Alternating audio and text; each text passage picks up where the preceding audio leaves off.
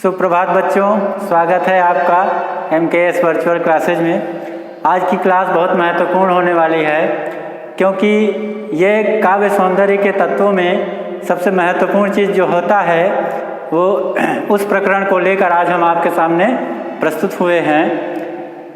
ये प्रकरण, इसको हम छंद कहते हैं। तो आज हम छंद के विषय में पढ़ेंगे। ठीक है बच्चों, छंद क्या होता है? देखिए, छंद का अपना बहुत महत्वपूर्ण योगदान होता है अगर काव्य की दृष्टि से देखा जाए तो।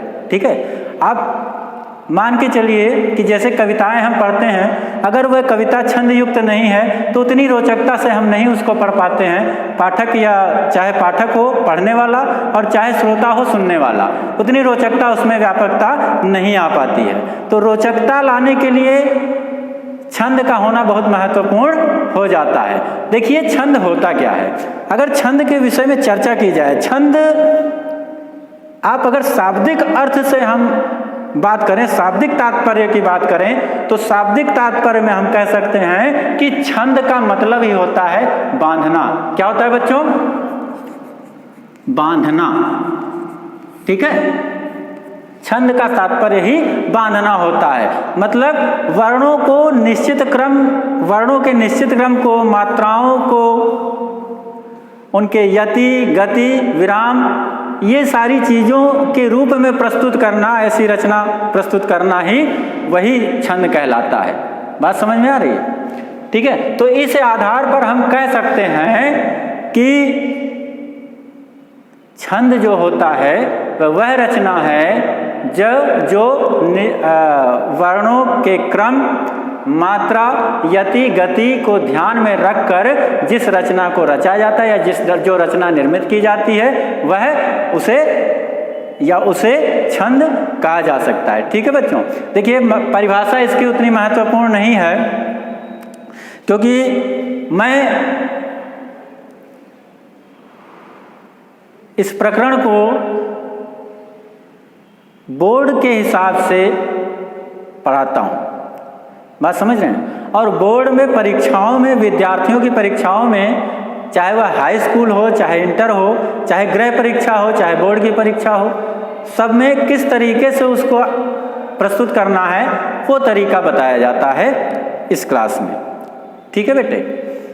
तो इस आधार पर देखिए, वहाँ पर परिभाषाएं तो पूछी नहीं जाती हैं, ना ही वह कोई कंपटीशन का दौर है। ठीक है, तो यहाँ पर हमारी क्लास में कंपटीशन को भी ध्यान में रखते हुए और किस तरीके से एक विद्यार्थी, 10 का विद्यार्थी, 11 का विद्यार्थी, 12 का विद्यार्थी किस तरीके से चीज़ें लिखे, किस तरीके से चीज़ों को समझे, वह यहाँ पर बताया जाता है।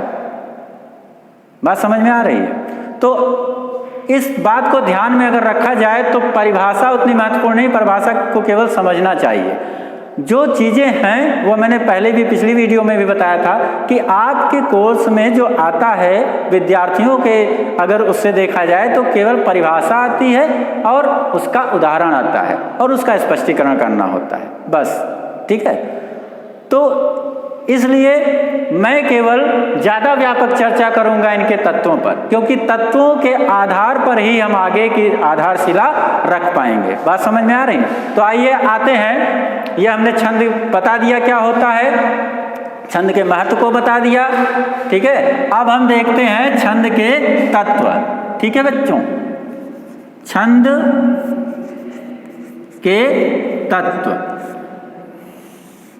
देखिए, छंद के तत्वों की बात की जाए तो इसमें सबसे प्रमुख जो तत्व होता है वह है वर्ण। क्या बच्चों? सबसे प्रमुख तत्व, सबसे महत्वपूर्ण तत्व। जैसे परिवार में होता है, सबसे प्रमुख कौन होता है? बड़ा लड़का, घर का मुखिया। ठीक है, उसी को सारी बागडोर सौंपी जाती है। ऐसे ही इसमें भी छंद के तत्वों में भी सबसे महत्वपूर्ण जो तत्व है उसे हम वर्ण कहते हैं। वर्ण इसलिए महत्वपूर्ण हो जाता है क्योंकि यही आधारशिला है छंदों में। वर्ण को हम आधारशिला छंदों का कह सकते हैं, क्योंकि इसी के आधार पर हम उसमें मात्राओं की गणना करते हैं, जो हमको सबसे कठिन लगता है। मात्राओं की गणना करना सबसे कठिन काम है छंद में। और ये मात्राओं की गणना होती कैसे है, वो वर्ण अगर हम समझ जाएंगे तो मात्राओं की गणना करना बहुत ही आसान लगेगा। बात समझ में आ रही है? वर्ण जो है वो दो तरीके के बताए गए हैं बोलने के आधार पर। बोलने के आधार पर दो तरीके से, या छंद के, हम छंद को ध्यान में रखते हुए अगर वर्ण बताएं तो दो तरीके के वर्ण इसमें प्रयोग किए जाते हैं। बात समझ में आई? एक कौन सा? एक ह्रस्व, ह्रस्व एक होता है ह्रस्व वर्ण, या इसको हम कहते हैं लघु। इसको हम क्या कहते हैं? लघु। ठीक है। और दूसरा क्या होता है? दीर्घ। दूसरा होता है दीर्घ वर्ण, या इसको हम क्या कहते हैं? छंदों की मात्राओं की गणना करते हैं तब क्या कहते हैं? गुरु। क्या कहते हैं बच्चों? गुरु। ठीक है। और इसका सिंबल भी होता है, लघु का सिंबल एक, इस तरीके से आपने देखा होगा किताबों में लिखा रहता है। किताबों में उदाहरण जब आप देखेंगे तो उदाहरणों के ऊपर ये मात्राओं का गणना लिखा रहता है। ठीक है। तो उसको जब हम देखते तो हम सोचते कि अरे ये क्या, ये एक खड़ी पाई है, एक एस बना हुआ, ये किस तरीके का है, इसको कैसे करना है?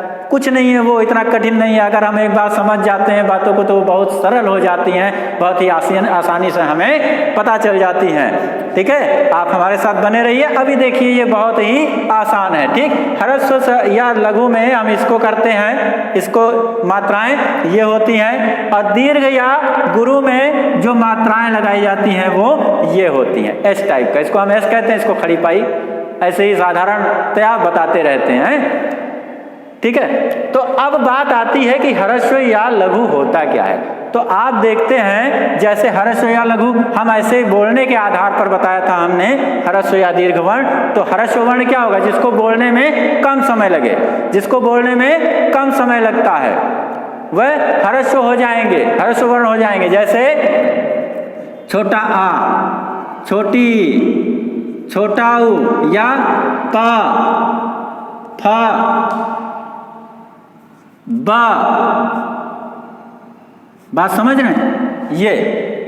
ये क्या है? ह्रस्व है। और जहां जहां पर ये आएंगे वहां पर आपको ऊपर क्या लगाना है? यही खड़ी पाई, ये। और इनकी गणना कैसे होती है? एक। ठीक। और गुरु में क्या होता है? दीर्घ में। जैसे बड़ा आ, बड़ी ई, बड़ा उ है, बा है तो बा के ऊपर आ भी लगा है।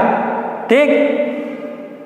सा है तो इस पे बड़ा की मात्रा भी लगी हुई है। तो इस तरीके से हम देखते हैं कि इस तरीके के वर्ण जब आते हैं तो इनको बोलने में ज़्यादा समय भी लगेगा कि नहीं? क्योंकि ये दो लघु मिले हुए हैं। आप देख रहे हैं, यहाँ पर देख रहे हैं छोटा आ प्लस छोटा आ मिला हुआ, दो लघु मिले हुए हैं। ठीक है। तो जहाँ पर दो लघु मिल जाते हैं वो क्या हो जाता है? दीर्घ हो जाता है। भाई छोटा छोटा, जैसे ये चाक है, ये छोटी है, ये चाक छोटी है, इसको हमने ऐसे मिला दिया तो आप देख रहे हैं ना, इसको जब हमने मिलाया तो ये बड़ी हो गई कि नहीं? बड़ी हो गई, बड़ी हो गई। ठीक है। तो ये दीर्घ हो, बड़ी, दीर्घ मतलब क्या होता है? बड़ा होना।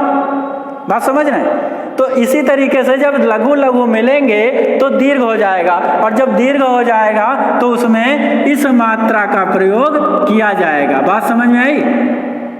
लघु में इस मात्रा का प्रयोग किया जाएगा और दीर्घ में इस मात्रा का प्रयोग किया जाएगा। दीर्घ वर्ण में एस वाला और लघु वर्ण में एक वाला। ठीक। इसको पढ़ते हैं दो, इसको पढ़ते हैं दो संख्या में, और इसको पढ़ते हैं संख्या में एक। बात समझ में आई?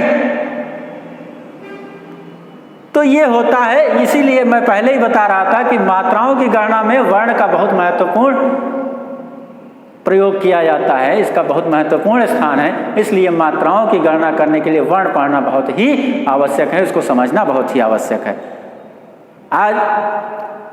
आज के लिए हमारी क्लास में इतना ही। आगे की कक्षा में हम बताएंगे कि किस तरीके से मात्राओं की गणना की जाती है, और उसके बाद यह भी इनके और तत्व हैं, प्रमुख तत्व जो हैं उनके विषय पर चर्चा की जाएगी। आज के लिए बच्चों इतना ही, तब तक के लिए धन्यवाद।